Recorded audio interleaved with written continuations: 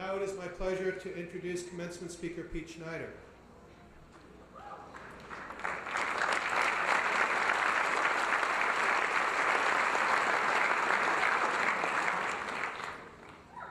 Pete Schneider is a proud member of the class of 1990, and we're proud of him. He's also a dedicated Cushing trustee who oversees the Committee on Trustees for our board. He also, incidentally, just recently chaired and is co-chair with Jeremy Duffy of our 21st Century Board of Advisors. And he ran a superb meeting in New York City with some of the finest minds, and his among them, on the planet who are advising us in our 21st Century Initiative. After attending Cushing, Pete went to the College of William and Mary, where he earned a Bachelor of Arts degree in government. He then entered the world of politics, becoming a nationally known pollster and media consultant. Drawing on this background, Pete founded New Media Strategies in 1999, creating what CBS News has called the world's first social media marketing agency. Over the past 12 years, he has guided New Media Strategies as CEO, building a blue-chip client base that features some of the world's leading brands and corporations, including ABC, Coca-Cola, Disney, the NFL Players Association, and Sony, to name but a few. Now, you might have heard of some of these companies. That's because of Pete. Proving that a company can focus on fast growth, profitability, and a winning corporate culture all at the same time. New Media Strategies, with Pete at the helm, has received many well-deserved accolades. For 3 years in a row, New Media Strategies was named to Inc. magazine's 500 fastest growing companies in America. And it has been repeatedly named among Washington, D.C.'s best places to work. Pete was honored by Fortune Small Business for his innovative management style when he was named Best Boss. I've never even been nominated for that. And again by Washingtonian Magazine for his entrepreneurial success, naming him one of the top 100 tech titans in the country. Pete appears regularly as a media commentator. In addition to his service on Cushing's Board of Trustees, where he gives so much, he also serves on the marketing board of the National Center for Missing and Exploited Children, and also on the board of the U.S. Chamber of Commerce Foundation. We're just delighted to have Pete here, along with his delightful, talented, and successful wife, Gerson, and they leaven our presence today. Please join me in welcoming Pete to the podium.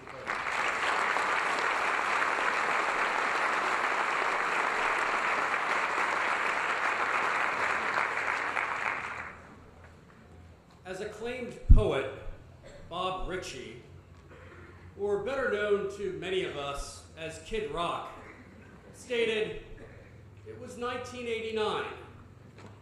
My thoughts were short. My hair was long." Or in my case, it was 1986. My hair was moosed. My arms were small when I pulled up to Vauxhall that September day. For a mental picture, guys, I was a walking, swirly target. My dorm room begged to be tsunamied every night, okay? Yeah, we had those too. And no, you're not original. While the business we have today, and Dr. Tracy was kind enough to say some nice things about, is focused online. Well, hang on a second. Sarab? You know, I just want to let you know that Aaron and I, we saw that video of yours. I know all of campus saw that video, and I think half the world saw that video. And I want to tell you, we were particularly impressed. And we think that you might be able to teach us a thing or two about going viral. But more so, I think you might be able to help me, with an introduction. I know you may have given your last one, but can you give us one more today?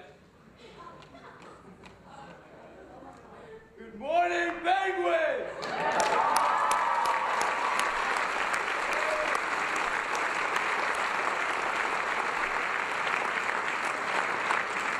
Thank you, my man. And from what we also understand, you represent Detroit. Aaron and I have a satellite office in Detroit with 27 employees, and when you're finished with UNH, page, Facebook us, and maybe we'll work something out for you, all right? Fellow trustees, Dr. Tracy, fabulous Cushing faculty, family and friends, members of the student body, and most importantly, the amazing Cushing Academy class of 2011. Cushing changed my life, and it's a life's honor to have the opportunity to speak with you all and celebrate with you today. When I was in 8th grade, I was labeled a disruptor, and not in a good way. The headmaster of the school that I was attending in Lancaster, Pennsylvania, wrote a personal note to my mom on my report card, instructing her that the best thing that she could do with me that summer was to drop me off in the middle of the woods, alone, with nothing more than a book of matches, and that would be the best thing for me. I mean, who says this stuff? Educators, tell me, and who, let alone who writes it to your mother on your report card? We still have that report card, by the way. Fortunately, Mom didn't. And after I tested for a learning disability, we both knew that the school and the guidance that I was receiving there just wasn't cutting it anymore. And perhaps that going off on my own wasn't such a bad idea. But instead of the woods of Lancaster, Pennsylvania, after an extensive search, we hoped that the woods surrounding the town of Many Lakes might be a better fit for this guy. And I was pretty psyched. That said, I didn't like being named and labeled a disruptor. And I certainly didn't like being labeled as learning disabled. So I came to campus in a pair of Vans with a Pal Peralta skateboard in my arm and a pretty big chip on my shoulder. I knew I had a hell of a lot to learn, but even more to prove. And thanks to the incredible work of so many here at Cushing, really what I call, and I think of, and I hope you do as well, the ER surgeons who perform triage just about every single day on students here. My advisor and my mentor, Rich Henry, the irrepressible, and with us today, Mike Deacon, Mark Burke, Cheryl Storm, Paul Dowling, Bill and Marcy Wenning, and aren't they amazing? Norm Carey, Wayne Sanborn, Bob Johnson, and so many others who touched my life. I learned to channel those disruptive tendencies. Simply put, Cushing turned my life around. I went from middle of the pack to high honor roll, from, shall we say, less than athletic. I was geeky, wheezy, asthmatic kid, to a cross-country captain and a Division I wrestler in college. From really being completely dependent on others, to charting my own course, managing my own time, and really relishing my independence. Cushing taught me to listen. Valuable stuff, given I was a pollster later in my career. Cushing taught me to work.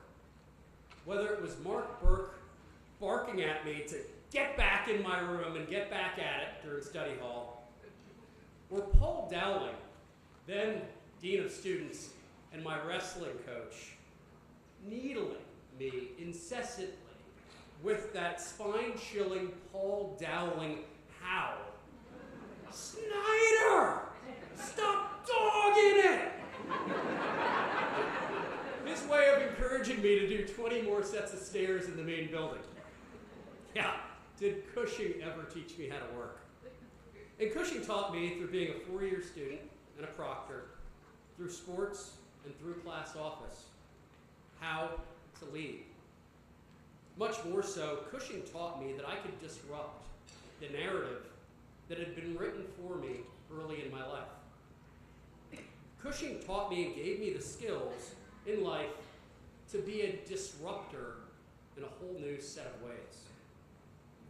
And as an entrepreneur and as a business owner, Cushing again changed my life 10 years ago. The story of our company, New Media Strategies, is what I hope you'll find to be a uniquely Cushing story. And it all starts in the hills of Massachusetts, namely Vos Hall, where four four-year students formed a friendship that has lasted over the past 25 years, and a business relationship that's lasted over a dozen. I was working as a political pollster and a media consultant, and as it goes with most entrepreneurs and most companies, it usually all just starts one day when you finally look around you and you say, "This sucks. There's got to be a better way." I had a hunch that the old way of talking to people wasn't going to last much longer. Now, this was 1999, pre-Facebook, pre-Twitter, and pre the rise of the blogosphere. But regardless, I stupidly quit my job. I started to cobble together a business plan, some financing, and a handful of clients. And in doing so, naturally, I turned to those that I trust the most. So I called my close friend and fellow Vos Hall dorm mate, Dave Woolenberg, who was working in technology and kind of fancied himself as a budding investor. And I was thrilled that Wools didn't think it or I was crazy. So after agreeing to meet me for a weekend of debauchery on the Jersey Shore, and just to let you know, this is pre-Snooki in the Situation days, before we headed home, Dave cut the first investor's check to get New Media Strategies off the ground on the back of his trunk while still in a swimsuit. Soon after, his low hall roommate and fellow four-year student, Chris Cook, thought it all sounded pretty cool, and he wanted in on the action. But the very best thing, and if I do say myself, one of my best sales jobs ever, was convincing my dear friend and class of 1990 ideal Cushing boy, Aaron Earls, to quit his job and come on board to help me build New Media Strategies. And that all went down at 4 in the morning at Dave's apartment in Hoboken after a pretty big night on a Yankee Red Sox weekend. The Sox lost, and really that's not the only reason one can say that Aaron's defenses were down. The result, we changed the way the advertising and marketing world worked. We created a disruptive company called New Media Strategies. We built the first, and 12 years later, the largest social media marketing agency in the world.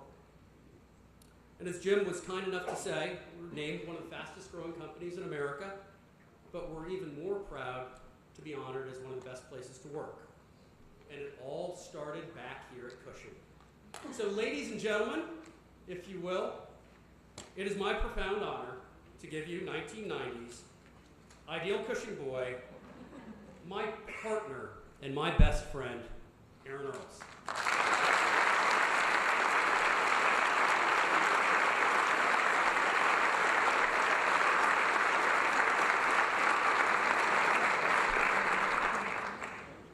Thank you for that great introduction, Pete, and to the Cushing family for inviting me to participate in this important event. Like Pete, my experience at Cushing provided me with an approach to life that has profoundly and positively shaped my future. My Cushing experience started when my mom consented to have me attend Cushing only after the admissions head at the time, Judy Beams, agreed to my mom's request that Cushing look after me like family. Judy didn't hesitate, since the supportive, nurturing, and character-building attributes a great family have are in Cushing's DNA. Cushing became my extended family and not only influenced me during my 4 years, but long after. I was able to apply what I learned from Cushing in all parts of my life. But, let me emphasize, perhaps just as importantly, was my continuing and extending the many great relationships I forged here. My message to you today is to cherish the experience you have had at Cushing and don't have it end here at graduation. Continue to apply what you learned, but also commit to continuing for life the relationships you have with your friends, your mentors, and the Cushing family. When you go through the receiving line with faculty after the ceremony, thank your mentors and promise to be in touch with them and the school. Know that their commitment to your success continues past today, because you'll always be a member of the Cushing family. Later today, tonight, or sometime during graduation week, make a verbal, explicit commitment to your friends that you'll be a part of their lives. You may think it's unnecessary, since in these farewells, lasting friendship seems implied, but say it to them and mean it. The greatest joys and rewards in life are through relationships, and let me attest to that in real terms in 2 examples from my life. As Marcy mentioned, Bill Wenning was my basketball coach for 4 years at Cushing and remains a mentor of mine. He taught me a lot, including that my childhood dream of playing in the NBA was just that.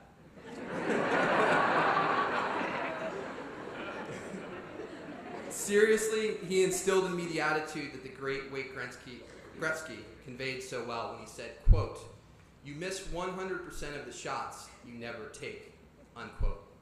Now actually, I don't think Bill allowed me to take any shots, since I was better known for my defense. So let me give you some context. We had talented teams, but we were often overmatched on paper. And yet he convinced us that we could push ourselves to extraordinary heights through hard work, and that a true team is always greater than its parts. We didn't back down to any challenge, nor think we were ever in a position where we couldn't succeed through sheer will, determination, and coming together to bring out the best in one another. We learned to overcome any doubts or fears, and to never let the fear of losing or failure stop us from taking those proverbial shots in life. The second example relates to when I took one of those shots in life by accepting Pete's gracious offer to join him in seeking to build a new company and industry. Pete and I reconnected in Washington, D.C. shortly after college, when I moved there after working on the Clinton-Gore re-election campaign and was then working for the Clinton administration at the Defense Department in the Pentagon. Pete had just concluded helping lead a historic victory for Rudy Giuliani's mayoral campaign in New York City.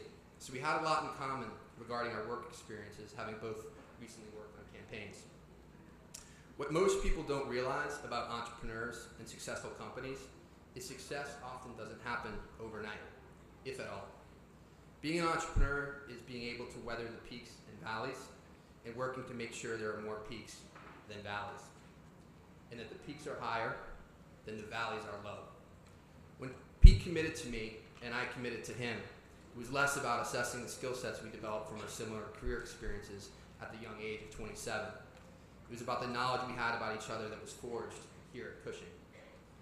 Knowing each of us could help create those peaks, but more so, each of us would have the resolve to weather the valleys and pick each other up when we or the company was down.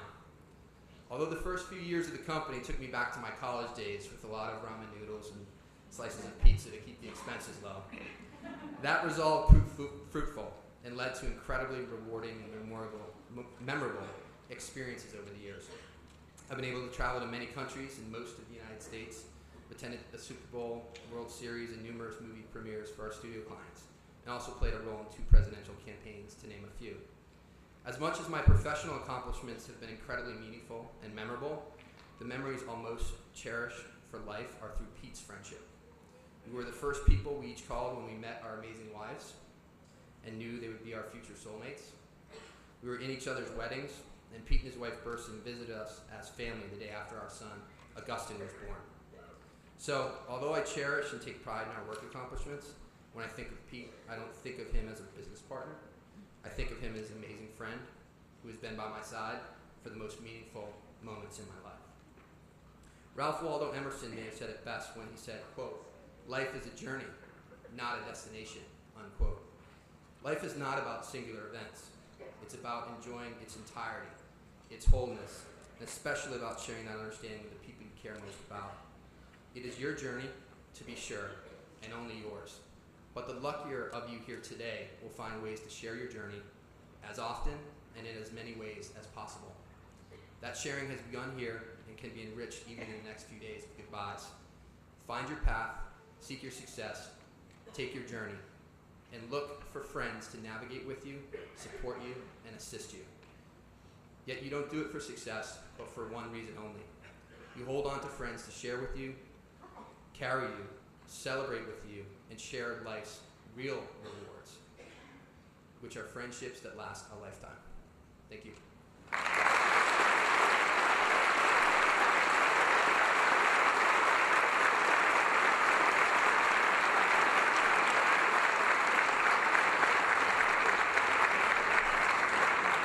Thank you so much, Aaron. This is my guy here. And how do you all like our 25-year and going romance? Is it? All right, enough about us though. Class of 2011, today should be and is all about you. Come on. And in preparing for today, I thought a little bit about what's transpired in the world over the past 4 years, and really what you all have been witness to since the fall of 2007 until right now. And from this very perch in Ashburnham, Massachusetts, you guys have seen a couple game changers really up close and personal. The election of Barack Obama and the battle that really raged just over the border in New Hampshire. The rise of Facebook from a dorm room 62 miles away at Cambridge. The passing of the liberal lion, Senator Ted Kennedy. The election of Senator Scott Brown that captured the attention of the nation. And really just this year, that incredible Arab Spring, brought not by brute military force, but by boldness, by ideas, and by technology. Every single one of those people or groups that drove that action, all of them were and are disruptors. They defied conventional wisdom and weren't given a chance in hell to succeed. Think about it. This time in 2007, Barack Obama was barely a blip in a Democratic poll. Hillary Clinton, it was inevitable. I mean, she was destined to win, right? Take down the media establishment from your dorm room? Zuckerberg, are you kidding me?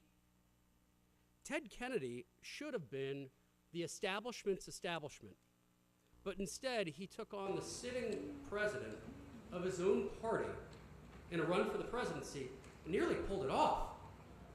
Scott Brown, all the self-proclaimed smart guys and pundits that my wife and I fortunately or unfortunately know in Washington, D.C., not one of them called that for Scott Brown.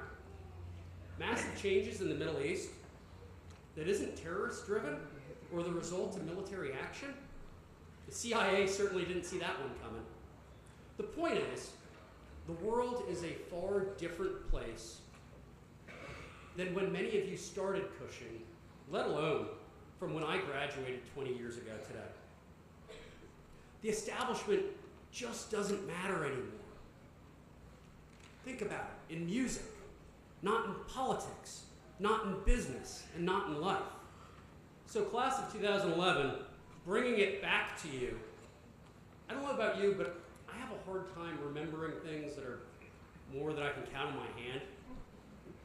You guys are all a lot smarter than I am, but it's hard for me. So I have 4 bits of advice to share with you, all learned at CA and all true to this day. And I swear, at least one of them will work for you somewhere, sometime. Okay? Ready to do this? First and foremost, be a disruptor. Don't wait in line. The world will pass you by. Now, that's not a license to go in half-cocked and unprepared. Actually, it's just the opposite. Work your tail off. Prepare. Hustle. What rules the day? Disruptive technologies, disruptive companies, disruptive leaders. And again, I realize the irony of saying this from the commencement stage of a New England boarding school, but the establishment doesn't matter anymore. The best book written about business this year, not put out by Harvard Business Review, but by Jay-Z. Decode it, download it, learn from it. Number 2, accelerate when going uphill. We are in the hills of Massachusetts. And if any of you all have run with any of your teams or jogged around on your own, you know that we are surrounded by the hills of Massachusetts. I ran cross country here, and at first I hated the hills of Massachusetts. Then I got used to running these hills, and then I learned to love them. Why? Because our opponents hated them. And at home, we never lost. Ever. It was like going to high school in the Himalayas. We were unbeatable at home. And won the New England Championship my senior year, but I learned a few things from running those hills. And I always saw the competition start to dog it as they were going uphill. And so I started to try something. And I'd get on the shoulder of one of our opponents, just about a pace or two behind. And about halfway up the hill, I'd turn it on and pass them. Just kind of grind it out and then pass them. And once you pass someone when going uphill, they'll fight for a little bit. They'll fight you for a few steps, but then they'll give up because it's too hard. It's demoralizing to be passed while going uphill. So when it gets really hard, double down, accelerate, work harder. I use this in the boardroom, in the workplace all the time. Whereas I guess they say around here, when things get tough, what is it? Do one more. Number 3, rarely do good things happen after 2 a.m.